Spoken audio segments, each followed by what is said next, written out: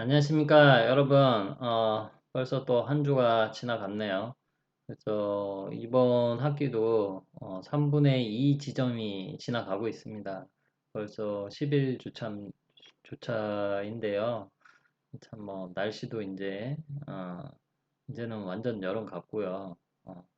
어, 최근에 또 코로나가 잠잠해지려고 하는데, 또 수도권 지역에서 조금 또 좀 이태원발 문제가 생겨가지고 좀 떠들썩한데, 여러분들도 이렇게 얼마 전에 좀 재난 문자 받으셨겠지만, 대구 지역의 그 무슨 코인 노래방, 그런데 여러분들 저 밀폐된 공간이라든지 불특정 다수가 이렇게 모이는 곳은 가급적이면 이렇게 좀 삼가하셨으면 좋겠다. 좀 이렇게 말씀을 드리고 싶네요. 자, 그러면 우리 그 지난 시간에 했던 내용 잠깐 복습 좀 해보고 그다음에 그 11장 아동복지로 이제 한번 넘어가 보도록 하겠습니다. 자, 10장. 지난 시간에 우리가 사회 보장에 대해서 얘기를 나눴었는데요. 사회보장이라는 것이 뭐라고 그랬었어요?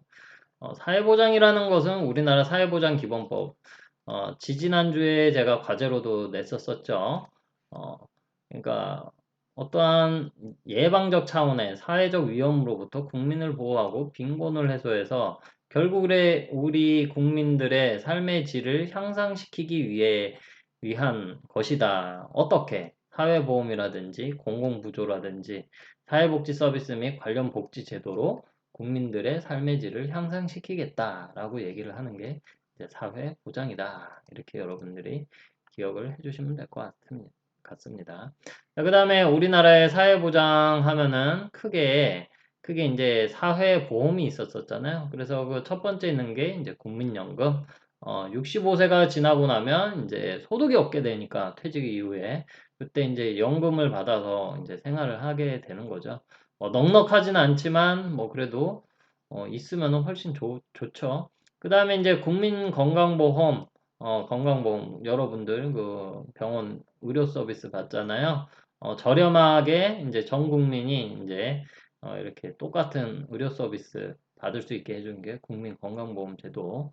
그 다음에 산업재해보상, 우리가 산재보험이라고 얘기 흔히들 하는 이제 근로자라고 하면 일하다가 이제 다쳤을 때 이제 그 국가에서 여기 가입돼 있는 근로자들에게 이제 보장을 해주는 거죠. 병원비뿐만 아니라 병원에 입원해 있는 동안에 생계 자금도 이제 나오게 됩니다.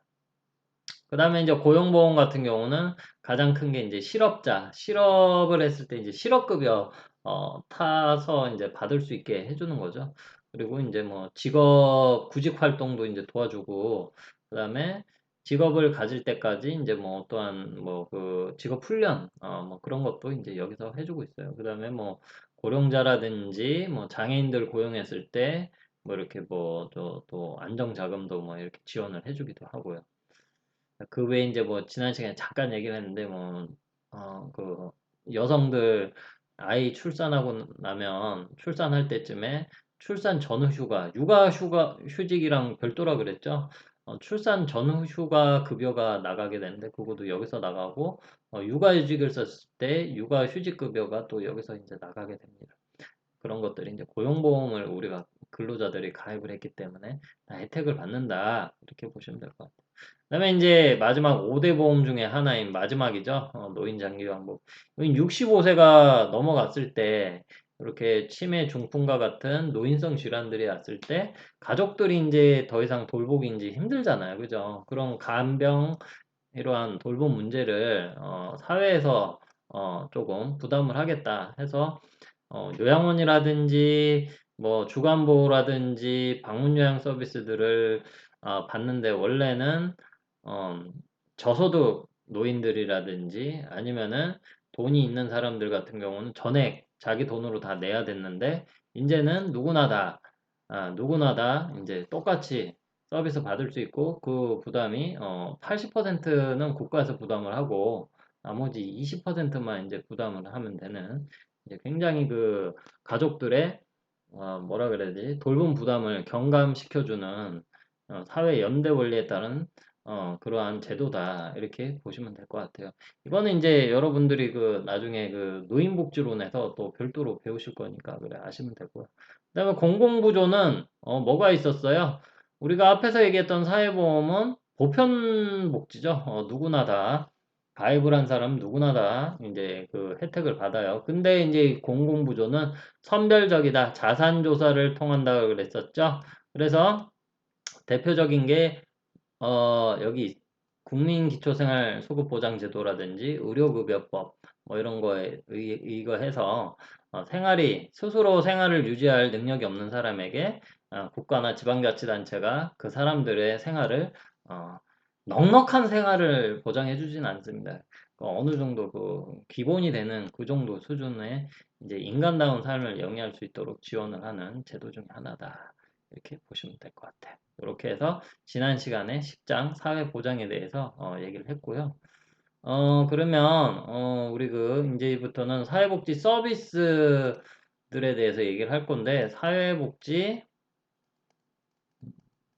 분야 분야에 대해서 이제 얘기를 할 거예요. 그러면서 아동 이제 우리가 그 클라이언트라고 이제 그 대상자를 우리가 그 서비스 대상자를 우리가 클라이언트 이렇게 많이 이제 부르게 있어요. 뭐 영어로 직역하면 뭐 의뢰인 뭐 이렇게 얘기도 하고 요즘에는 뭐 수급자라고도 부르고 여러분들 그 수급자라고 해서 기초생활 수급자만 있는 게 아니에요. 서비스 대상자면 뭐 서비스 수급자 이렇게 얘기할 수도 있어요.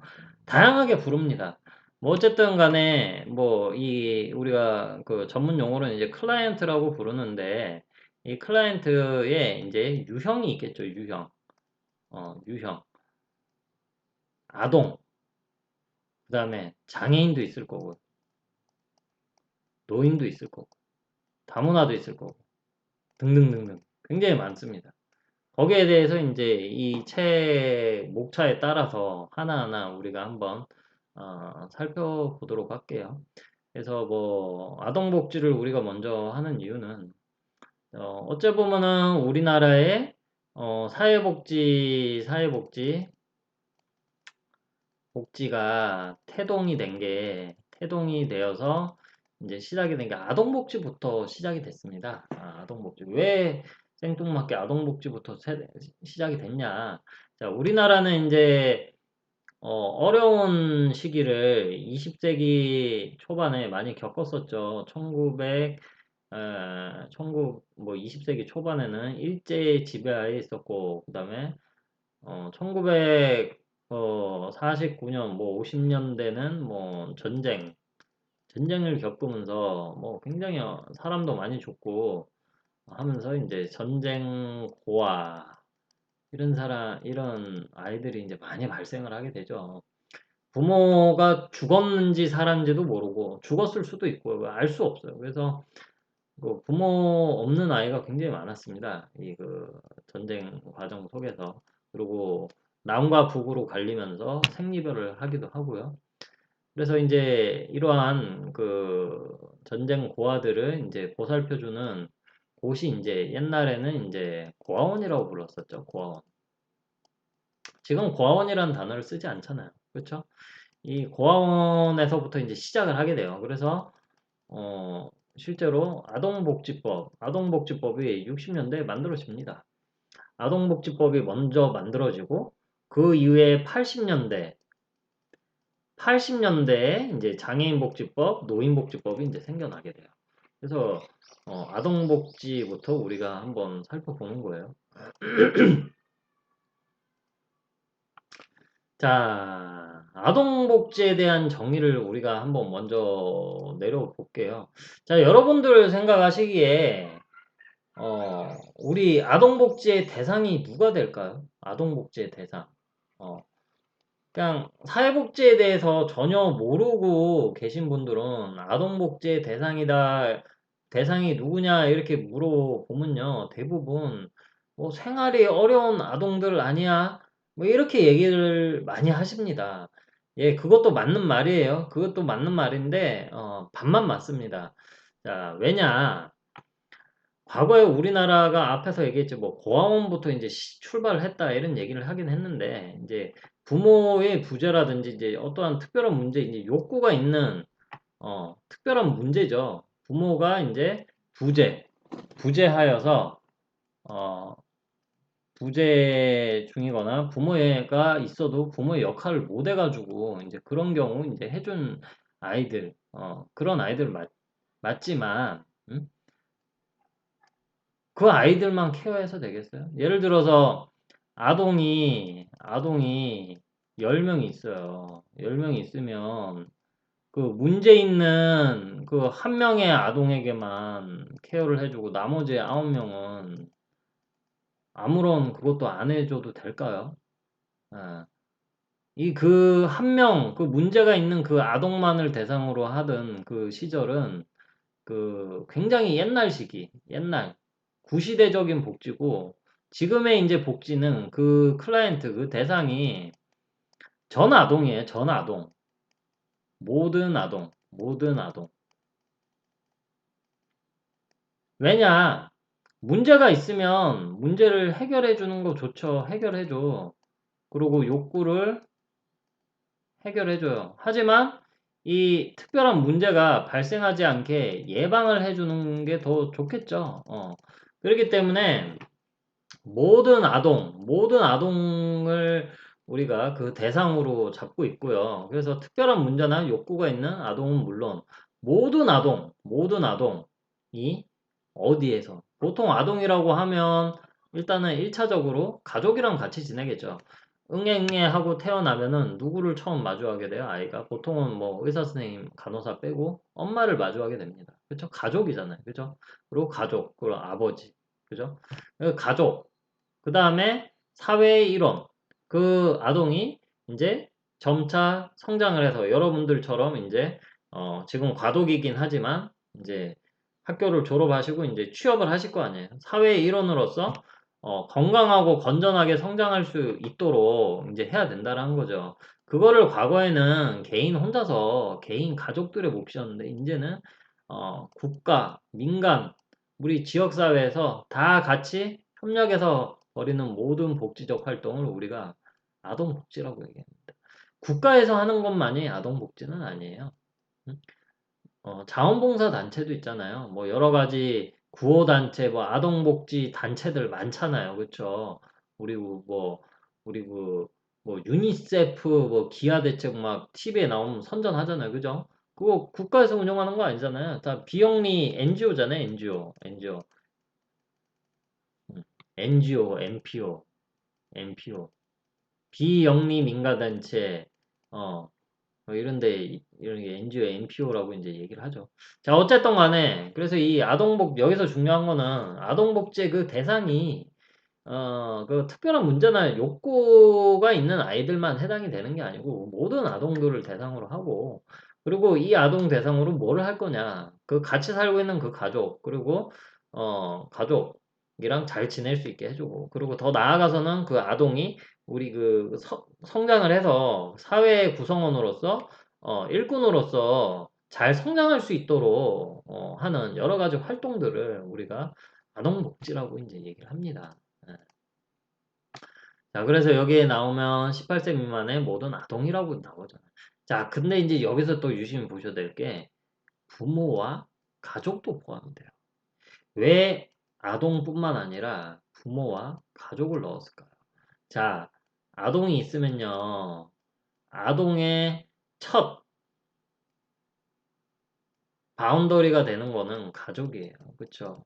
그 가족 중에서도 부모가 가장 친밀 관계를 가지고 있겠죠. 그렇기 때문에 이 부모에 대한 교육도 굉장히 중요해요. 이 가족에 대한 교육도 굉장히 중요하지만 예를 들어서 이런 거예요. 어, 여러분들이 한번 생각을 해보세요. 어, 여러분들이 언젠가 결혼을 하시고 이제 아이를 낳으시겠죠. 아이를 낳으시면 이제 처음 아이를 키워보잖아요. 그죠? 근데 이제 여러분들이 이제 겪게 되면 굉장히 큰 충격으로 다가올 거예요. 왜냐하면 결혼도 뭐 내가 좋아하는 사람이랑 결혼해서 뭐 좋은데 이제 아이가 생겼는데 말도 할 줄 몰라. 걷지도 못해. 내가 다 해줘야 돼. 그리고 얘가 이제 어느 순간 걷기 시작해서 어, 뭐 이제 말을 배우기 시작을 하겠죠. 근데 의사소통이 안 돼. 애가 떼를 써. 어떡할 거야? 거기서 이제 여러 부모 유형이 나오죠. 애가 떼를 쓸 때 말이 안 통하니까 애는 자기가 뭔가 얘기를 하고 싶지만 말을 할 수가 없고 또 어, 부모도 애가 하는 무슨 소리를 알아들을 수가 없고 서로 의사소통이 안 되는 거죠. 거기서 이제 막 여러 가지 갈등이 발생을 하게 됩니다. 그때 이제 잘못된 이제 그 부모들은 이제 뭐예요? 폭력이라든지 욕설이라든지 이런 것들을 통해서 아동 학대로 이제 이어지기도 하죠. 네, 그래서 이 부모들이나 아동이랑 같이 살고 있는 가족에 대한 교육이 굉장히 중요해요. 그래서 아이를 키우는 부모들은 부모 교육도 열심히 받아야 돼요. 자, 그다음에 우리가 그러면 아동복지 대상을 구분을 하게 되는데요. 보통은 이제 연령대별로 그, 뭐 아주 어린애, 영유아, 영유아, 그다음에 뭐 초등학생 이런 애들 똑같이 봐야 될까요? 틀리잖아요. 그죠? 초등학생도 뭐 저학년이 있고 고학년이 있고요. 뭐 8살짜리 애한테 하는 것과 12살, 13살짜리를 대할 때 하는 게 똑같아야 될까요? 당연히 틀려야 되겠죠. 예. 그리고 문제에 따라서 이제 구분을 하는 거죠. 연령과 이제 문제에 따라서 이제 구분을 해서 이제 그 접근을 하고요. 그 다음에 보편주의냐 선별주의냐에 따라서 우리가 또 구분을 하기도 한다. 자, 먼저 우리가 보편주의, 선별주의 지난번에 얘기 잠깐 했었었죠? 예, 우리가 그 10장에서 사회보장에 대해서 얘기를 하면서 이게 선별적 복지냐, 이게 그 보편적 복지냐. 가장 이상적인 것은요, 어, 뭐겠어요? 보편주의 복지예요. 보편주의 복지. 왜 보편주의 복지가 가장 좋냐? 모든 사람이 다 똑같은 서비스를 받으니까. 왜 이게 가장 좋냐고 얘기를 하냐면, 선별주의의 이제 문제 중에 하나가 뭐냐면은, 우리나라는 자산 기준을 많이 보게 되잖아요. 그래 되면, 낙인이 찍힐 수가 있어요. 예를 들어서 한번 볼게요. 뭐, 초등학교에 아이가 있는데, 이 아이가 그 기초생활 수급자 대상자야. 그래서 이 아동은 무상급식 대상이 돼요. 그러면은 이제 어떻게 돼요? 그 아동은 이제 급식비를 이제 안 내게 되겠죠. 그러면 나머지 그 대상이 아닌 아이들은 급식비를 내잖아요. 근데 어느 순간 그 같은 반에 있는 아동들이 얘가 급식비를 안 낸다는 거를 이제 알게 되잖아요. 그러면 어떻게 돼요? 아, 쟤는 급식비 안내는 뭐 기초생활 수급자 애네 이렇게 하면서 낙인이 찍히게 됩니다. 그러면서 뭐 따돌림도 당하기도 하고 뭐 여러 가지 문제가 많이 발생을 하게 되죠. 근데 만약에 그냥 모든 아이들에게 다 그 급식비를 면제를 해줘요. 그럼 어떻게 돼서 얘가 수급자인지 본인이 얘기를 하지 않는 이상 보통 애들은 모르잖아요. 나중에 커서 알지. 그리고 모르잖아요. 그지? 모르기 때문에 낙인이 찍히지 않는다라는 것이죠. 그래서 이 보편주의가 그 낙인 문제를 뭐 최소화할 수 있다. 네, 이렇게 보시면 될 것 같아요. 근데 이제 문제는 이제 보편주의로 가려면 그 돈이 많이 든단 말이에요. 그지? 돈이. 지금 우리나라도 지금 뭐 선별주의 복지, 보편주의 복지 둘 다 섞어서 다 하고 있는데요. 그 문제가 그거예요. 보편주의로 다 하는 게 좋다는 거 누가 몰라요. 그런데 이제 문제는 재정이죠. 재정은 한계가 있잖아요. 그것도 결국에 거기에 투입이 되는 여러 가지 인력이라든지 뭐 돈이 이제 어디서 나요? 국민들 주머니에서 나오게 됩니다. 그죠? 그렇기 때문에 어쩔 수 없이 선별주의도 할 수밖에 없습니다. 그래서 특정 아동들에게만 제공되는 서비스. 그래서 그 보호가 필요하지 않은 아동에게는 굳이 그 서비스 제공하지 않는 거죠. 필요한 아동에게만 그 서비스 제공하는 거. 그래서 어떠한 자원을 효율적으로 활용할 수 있는 그런 장점이 있는 게 이제 좀 선별주의죠. 그래서 우리가 이렇게 보시면 돼요. 보편주의가 좋냐, 선별주의가 좋냐. 우리가 우열을 논할 수는 없다라고 제가 지난번에도 얘기를 했을 겁니다. 둘 다 뭐 장단점이 있는 거예요. 둘 다 섞어서 활용을 다 하는 거예요. 예. 자, 다음은 이제 우리가 법에 대해서 잠깐 볼 건데요. 자, 우리 일반적으로 지금 아동복지법, 우리가 아동복지법에 따르면 18세 미만인 자, 그래서 여러분들 다 아시죠? 보통 18세 미만이면 이제 아동으로 봅니다. 자, 근데 이제 유아교육법에 따르면 영유아, 6세 미만, 취약 전 아동, 그러니까 초등학교 들어가기 전 아동이죠. 자, 그런데 이제 여기서 밑에서 보면 요거 두 가지는 많이 아실 거예요. 근데 여기서부터 보면 조금 차이점이 나는 것들이 있습니다. 청소년 기본법과 청소년 복지지원법에는 뭐예요? 9세 이상, 24세 이하, 9세 이상, 24세 이하. 그래서 여러분들 같은 경우 청소년 기본법과 청소년 복지 지원법에 따르면 여러분들은 아마도 대부분 이제 그 고등학교 이제 갓 졸업해서 오셨다는 전제하에 24세가 아직 안 되시는 경우가 많잖아요. 그죠? 24세가. 그렇기 때문에 여러분들은 청소년 기본법에 따르면 여러분들 아직 청소년이에요. 성인이 아닙니다. 예, 그렇죠? 예, 청소년 기본법에 의해서는요. 예. 그다음에 청소년 보호법에 따르면 또 19세 미만이래요. 또. 그다음에 이제 우리 그 법적으로 이제 처벌을 하고 하는 그런데 보면 소년법에는 소년, 아동이라는 단어를 쓰지 않습니다. 소년이라는 단어를 씁니다. 19세 미만. 그리고 민법, 형법 많이 들어보셨죠? 여기 이제 미성년자. 형사 미성년자. 미성년자라는 단어가 이 민법에서 나오는 거예요, 민법. 무려 20세 미만인 자라고 얘기를 하게 됩니다. 20세 미만. 그 다음에 형법은 14세 미만. 자, 그래서 예를 들어서 TV에 한번 이슈가 된 적이 있었죠. 만 14세예요. 만 나이로 따지는 거예요. 만 14세면 보통 이제 중2까지예요. 그래서 저번에 뭐 TV에 뭐 한 번씩 이슈가 돼서 이거 형법, 이 형사 미성년자 이거 기준을 올려야 되는 거 아니냐 지금 얘기가 많이 나오게 됩니다. 왜냐면 중학생 애들, 중학교 2학년 애들인데 아동을 뭐 따돌림을 해서 아이를 자살하게 만들었어요. 자살을 하게 만들었는데 뭐 결국에는 어찌 보면은 살인죄가 적용이 되거든요. 근데 걔네들 중에 보면은 만 14세기 때문에 생일이 지난 애가 있을 거고 생일이 안 지난 애가 있을 거잖아요. 생일이 지난 애들은 다 처벌이 돼요. 생일이 지나지 않은 애는 처벌이 안 됩니다. 근데 그때 어떤 사건이 있었는데 걔는 제일 그 범행을 주도하고 걔는 생일이 아직 걔만 생일이 안 지났어요. 그 걔가 주범인데 그 처벌을 할 수가 없다는 거야. 그 말이 안 된다. 요즘 애들 빨라가지고 알 거 다 하고 하는데 그래서 이 법을 똑같이 20세나 19세로 뭐 바꾸자 지금 그런 얘기가 있게 됩니다 지금. 자, 그리고 이제 근로기준법에 따르면 또 아동이라는 단어가 없고 연소자, 연소자 이런 단어를 써요. 그다음에 이제 아동복지법처럼 이제 기초생활수급보장 이건 사회복지 관련된 법들 이런 데서는 또 다 아동이라는 단어를 쓰고 있어요. 도로교통법 뭐 여기는 어린이, 유아 뭐 이런 단어를 쓰고 있고요. 자, 그래서 이런 걸 보면 참 그 우리나라 법에 보면 아동은 아동인데 이 법에서는 청소년이라 하고 여기서는 미성년자라 하고 여기는 또 연소자라 하고 다양한 형태의 단어를 쓰고 있다라는 것을 우리가 알 수가 있습니다.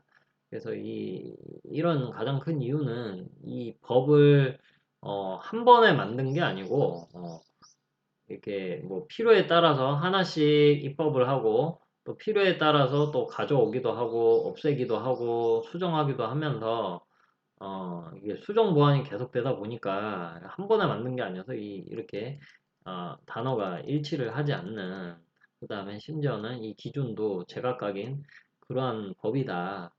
뭐 이렇게 뭐 나쁘게 얘기하면 좀 누더기죠. 누더기죠. 일관성이 없죠. 또 아동이면 아동 통일을 좀 하면 좋은데 아무튼 우리나라 법은 그렇습니다. 음. 자, 그리고 우리가 아동복지의 대상을 이제 나누게 되는데요. 일반 아동과 아까 어떠한 문제나 욕구가 있는 아동을 이제 대상으로 한다 했잖아요. 그래서 먼저 볼 거는 이제 일반 아동을 한번 보도록 하겠습니다. 일반 아동은 뭐 당장에 뭐 그냥 양부모랑 같이 잘 지내요. 어, 잘 지내기 때문에 사회에 특별한 도움이 필요하지 않는 아동. 그런데 이 일반 아동을 왜 그 대상으로 넣었냐? 예방적 차원에 아, 의해서. 그러니까 지금은 당장에 문제가 없지만 지금 건강한 가정 안에서 잘 지내고 있지만 그게 계속 더 유지가 될 수 있게 우리가 보조를 해주겠다라는 차원이죠. 예방적 차원. 그래서 기본적인 생활을 유지하고 인간다운 삶을 영위할 수 있도록 이제 도와주는 거예요. 그럼 이제 예를 들어서 우리가 보면 좀 더 이해가 많이 가실 거예요. 아동수당이 있죠. 우리나라에 지금 아이를 낳으면 아동수당을 줍니다. 초등학교 들어가기 전까지 월 10만 원, 월 10만 원 국가에서 지급을 해줍니다. 국가에서 지급을 해주고요. 월 10만 원이에요. 월 10만 원. 그다음에 가족수당, 가족수당. 가족수당은 지급하는 데가 있고 지급 안 하는 데가 있는데 공무원이라든지 여러분들 예를 들어서 사회복지 기관들은 가족수당을 주고 있어요. 가족수당. 가족수당 같은 경우는 배우자 수당이 있고요. 배우자 수당이 4만 원. 이게 다 월이에요. 월 기준입니다. 4만 원. 그 다음에 첫째 아이가 있으면 2만 원. 둘째 아이가 있으면은 6만 원. 셋째가 있으면 10만 원. 10만 원. 이런 식으로 돼요. 그래서 예를 들어서 내가 결혼을 했는데 아이가 3명이다. 아이가 3명이다. 그러면 4만 원 플러스 2만 원 플러스 6만 원 플러스 10만 원 하면 얼마야? 22만 원이 되겠네요. 22만 원. 월 22만 원 받아가요. 그리고 아이가 다 아동이면 월 10만 원 별도로 또 받아가고. 그 다음에 이제 뭐 무상교육. 요즘에 초등학교, 중학교는 무상교육이죠, 지금 우리나라. 음. 그래서 그 학비를 내지 않죠. 그 다음에 지금 순차적으로 고등학교도 지금 참고로 우리나라 의무교육이 중학교까지예요. 그래서 고등학교는 수업료를 면제를 하고 있지 않은데 올해부터 이제 그 순차적으로 고3부터 수업료를 면제를 이제 하기 시작을 한다고 합니다. 그런 식으로 이제 무상 교육을 이제 학비 감면이죠, 학비, 학비를 이제 면제해 주는 거죠. 그 다음에 무상급식은 뭐예요? 아이들 이제 제가 어렸을 때만 해도 다 도시락 싸다녔는데 요즘에는 뭐 맞벌이도 많고 뭐 도시락 싸기 힘드니까 다들 그냥 똑같이 그냥 다 급식으로 지금 가고 있죠. 근데 이 급식비를 이제 보통 예전에는 냈는데 지금은 이제 그 무상급식으로 다 초등학교 다 무상급식이고요. 중학교 뭐 고등학교 이렇게 확대를 해 나가고 있다고 합니다. 그 다음에 방과 후 아동교육 해서 방과 후 활동, 방과 후 돌봄 선생 뭐 이런 것들 있잖아요. 보통 이제 학교에 다 설치가 돼 있어요. 학교에. 여기다 무상으로 해주죠. 돈 안 내요. 돈 안 내요. 무상으로 다 해줍니다. 그 다음에 이제 양육수당이 있어요. 양육수당. 양육수당이 뭐냐면요. 아이를 출생 신고하게 되면 맨 처음에 완전히 갓난이를 어린이집에 보내진 않잖아요. 그러면은 집에서 기른다는 전제하에 양육을 집에서 한다는 전제하에 양육수당을 주게 됩니다. 그래서 어, 0개월부터 12개월까지 20만 원, 20만 원. 그 다음에 13개월부터 24개월까지 15만 원. 그 다음에 25개월부터는 쭉 10만 원. 해서 초등학교 들어가기 전까지 줘요. 그 이것도 월 줍니다. 월. 월. 그래서 아이를 맨 처음에 이제 아이를 처음 낳게 되잖아요. 처음 낳게 되면 출생 신고를 하게 되면 국가에서 월 10만 원도 주고요. 거기다가 월 20만 원도 줍니다. 그러면 월 30이 되겠네요? 30만 원? 월 30만 원 국가에서 매월 지급을 해줍니다. 왜? 아이 키우는데 기저귀 값 들어가지, 뭐 분유 값 들어가지, 뭐 많이 들어가잖아. 옷도 사야 되고. 거기에 이제 쓰라고 돈을 주는 거예요. 그 다음에 이제, 무상보육이 있게 되는데, 무상보육은 뭐예요? 어린이집, 어린이집, 어린이집. 어린이집에 이제, 옛날에는 어린이집 보육료를 냈어요. 보육료, 보육료. 보육료를 냈는데, 이제 무상보육이 되면서, 이제 보육료를 안 내요. 어린이집에 소득에 상관없이 누구나 다 무상보육을 합니다. 근데 이제 무상보육이라고 해서 보육료가 면제지, 아이 뭐 간식비라든지 뭐 우유나 막 이런 거 먹잖아요. 간식비라든지 활동, 특별 활동, 뭐 외부 강사 불러가지고 뭐 하는 여러 가지 프로그램들 있잖아요. 그런 건 돈 다 내야 돼요. 어쨌든 보육료 면제예요. 자, 그런데 이제 아이가 어린이집에 가게 되면 양육수당을 선택할지 무상보육을 할지 둘 중에 하나 선택을 해야 돼요. 그래서 어린이집에 보내게 되면 양육수당은 끊깁니다. 그죠? 기타 뭐 다양한 보육사업도 뭐 긴급 돌봄이라든지 아동 돌봄 서비스라든지 뭐 다양한 거 하고 있어요. 그래서 뭐 이런 것들 여러분들이 그 상식적으로 좀 알고 계시면 좋을 것 같고요. 그 외에 이제 뭐 지자체에서 뭐 별도로 또 뭐 아이 키우는 집에 뭐 출산 지원금이라고 해서 대구 같은 경우는 칼라풀 뭐 출산 지원금 해서 뭐 얼마 줘. 근데 보통 첫째는 거의 혜택이 거의 없고요. 둘째, 셋째 돼야지 뭐 좀 혜택이 이제 조금 많아지더라고요. 그거는 이제 지자체마다 상이하기 때문에 여기서 설명은 제외하도록 하겠습니다. 자, 그래서 이제 뭐 어떤 것들이 있냐. 건강 측면에서 뭐 모자 건강센터라든지 보건지도 아이 임산부들에게 아이 젖먹이 어떻게 하는지 뭐 이런 것들 뭐 예방접종 언제 가는지 뭐 수첩도 만들어가지고 모자 보건 수첩을 만들어줘요. 그 병원이나 보건소에서 그거 가지고 이제 다 그걸 할 수가 있고요. 그다음에 교육적인 측면에서는 뭐 무상 교육, 뭐 무상 보육, 그다음에 초중학교 뭐 무상교육 뭐 한다 뭐 이런 얘기를 했고요. 그다음에 뭐 맞벌이 가정 아동들을 위해서 초등학교 일찍 끝나잖아요. 초등학교는. 그래서 일찍 끝나면 방과 후 교실에 이제 무료로 이제 아이를 돌봐주는 거죠. 그다음에 아까 경제적인 측면은 가족 수당과 뭐 아동 수당이라든지 뭐 이런 것들로 이제 좀 뭐 소득 아주 큰 금액은 아니죠, 솔직히. 20만 원, 10만 원 뭐 이런 식인데 그래도 뭐 없는 거보단 낫잖아요. 그렇죠? 그다음에 정책적인 측면에서 뭐 이러한 여러 지역아동센터 요즘에 지역에 많잖아요. 그런데 맞벌이 가정 뭐 옛날에는 그 기초생활 수급자 아이들 많이 갔는데 요즘에는 맞벌이라든지 뭐 다문화라든지 뭐 한부모라든지 다양한 아동들이 이용을 합니다.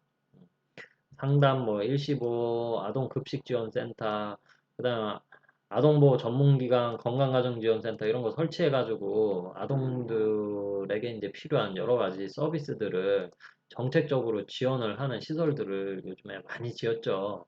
그다음에 어린이들 전문 시설들 뭐 어린이회관, 공원, 체육시설, 뭐 놀이터 이런 거 다 만들죠.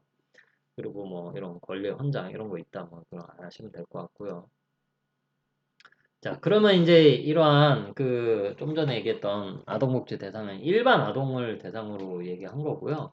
지금 이제 보호아동 대상. 자, 보호아동 대상은 보호자가 없거나 보호자가 있어도 보호자가 아동을 학대하는 경우, 그럼 보호자가 뭐 가출을 하거나 뭐 보호자 중에 한 명이 보호자가 있긴 있는데 뭐 교도소에 수감이 될 수도 있고요. 뭐 다양한 상황들이 있겠죠. 그래서 뭐 보호자가 뭐 아이를 버릴 수도 있고요. 그다음에 뭐 보호자가 아동을 양육하기 이제 부적절하거나 뭐 사업이 망해가지고 뭐 이렇게 양육할 능력이 없어 뭐 사채도 쓰고 뭐 해가지고 빚져가지고 뭐 도망 다니고 뭐 그런 상황에서 애를 어떻게 기르겠어요. 그러니까 이제 안 되는 거죠. 이제 보호자가 없거나 보호자가 있어도 보호자의 역할을 못하는 경우가 이, 이 해당이 된다. 이렇게 보시면 될 것 같아요. 자, 그래서 그 가정을 이제 우리가 빈곤 가정 또는 결손 가정 또는 격리 가정이라고 부르기도 합니다. 자, 그래서 이제 부적절한 양육 환경에서 자라면 그 아동이 나중에 여러 가지 이제 그 사회적으로 문제를 일으킬 수도 있고, 그 다음에 아이의 정상적인 발달이 안 될 수도 있거든요. 심리적으로나 신체적으로나. 그래서 그거를 이제 조금 어, 그 케어해주기 위한 그 대상이다. 이렇게 보시면 되죠. 그래서 이제 뭐 그 대표적인 그 서비스들 보면 가정보호, 위탁보호. 그 옛날에는 어 양육시설, 양육시설. 여러분들이 참고로 오해하지 마셔야 될 게 보육과 양육은 별도입니다. 어린이집은 보육시설이고요. 양육시설은 거기서 키워주는 거예요. 쉽게 얘기해서 거기서 24시간 365일 지내면서 거기서 학교 다니고 거기서 지내는 거죠. 그래서 이게 양육시설이 옛날에 이제 고아원으로 불렸었던 거죠. 보육시설은 어린이집. 헷갈리지 마세요. 양육과 보육은 완전히 틀린 개념입니다. 그래서 여기에서는 이제 이러한 양육시설을 이제 얘기를 하는 거죠. 그 다음에 뭐 공동생활 가정이라든지, 그 다음에 여기 가정보호 위탁보호는 뭐냐면 옛날에는 이제 이러한 양육시설, 뭐 보육원 같은데 아이를 많이 보냈는데 요즘에는 부모가 없어서 그러한 곳에 가는 경우는 잘 없어요. 제가 이렇게 대구 관내들에 댕겨보면 부모가 대부분 다 있습니다. 부모가 대부분 다 있는데 아까 얘기했던 부모가 부모의 역할을 지금 당장 하기 힘든 여러 가지 이유에 의해서 있기 때문에 뭐 가정 위탁으로도 많이 빠져나가기도 해요.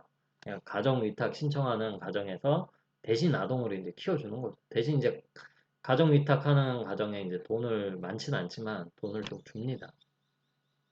그다음에 장애 아동, 또 아동 중에서 또 장애가 있을 수도 있잖아요. 뭐 지적 장애라든지 뭐 신체 장애라든지 그런 아동들이 이제 있을 수 있는 여러 가지 시설 뭐 이런 것들을 이제 다그 그 서비스다 이렇게 보시면 될 것 같아요.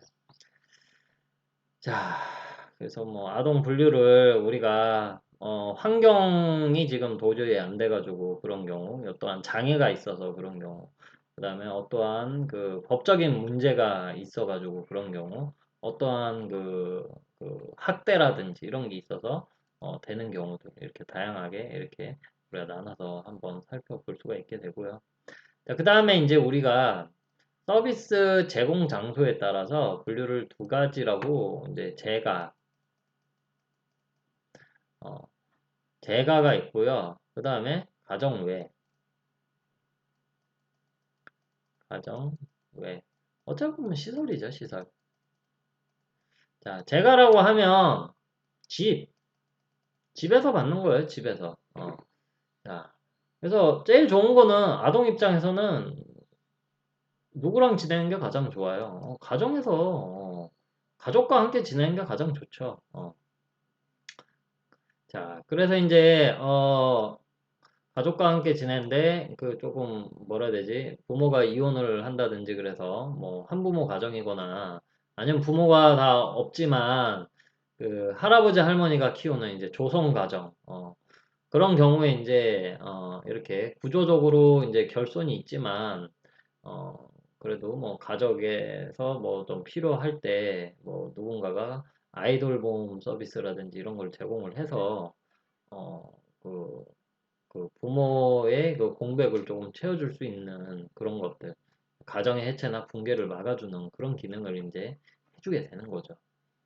자, 그 다음에 있게 되는 게 이제 가정의 서비스가 이제 시설 서비스를 이제 얘기하는 시설, 양육 시설이죠. 그래서 가정을 떠나는 거죠. 그래서 시설 또는 위탁 가정, 아까 가정 위탁으로도 간다 했잖아요.